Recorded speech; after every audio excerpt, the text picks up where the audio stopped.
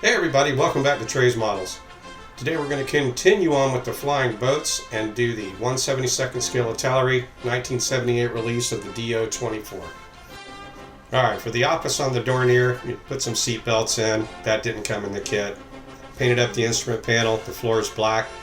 Added a nose bulkhead in because you can, on this one you can kind of see inside of it a little bit more, so add a little bit more detail than on the DO-18. The Dornier 24 was powered by three BMW Bramo Fafnir 323R2 9-cylinder air-cooled radial engines, developing 1,000 horsepower each. This enabled the DO-24 to reach a max speed of 211 miles per hour, or 340 kilometers per hour, and reach a service ceiling of 19,375 feet, or 5,900 meters. The Dornier 24 had a wingspan of 88.6 feet, or 27 meters, a height of 18.9 feet, or 575 meters, and an empty weight of 20,062 pounds, or 9,100 kilograms. Now, some of the exterior details that were missing on the kit were the top of the fuselage strengtheners and anchoring cleats on the nose. Also added the appropriate antennas for this particular one.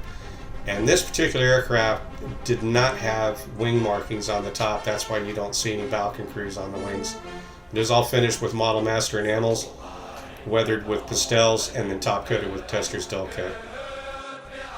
Added some pretty heavy weathering on the bottom of this aircraft, operating out of the salt water, and where the panel lines were, it probably would have lost a lot of paint. There's no photographic evidence of it, because I'm just playing around with it a little bit and making it a little more interesting, rather than just a flat black surface on the bottom.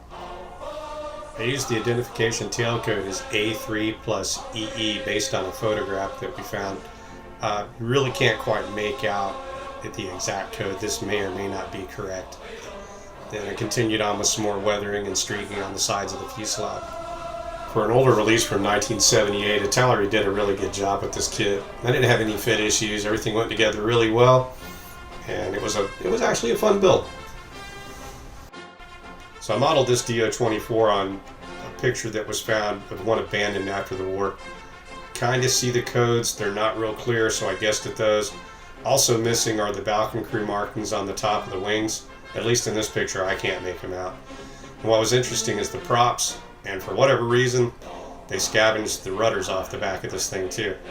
Couldn't have been that easy to get to, and I don't know what the value is in those, but apparently it was sought after. They went through the effort to get them. There was also a D-24M, which had a degaussing loop around it for mine sweeping. It was kind of an oddity. I don't know how many of these were actually produced. This is the only picture I could find of it. So Dornier must have got something right with this design. 75 years later, there's still one flying, albeit heavily modified.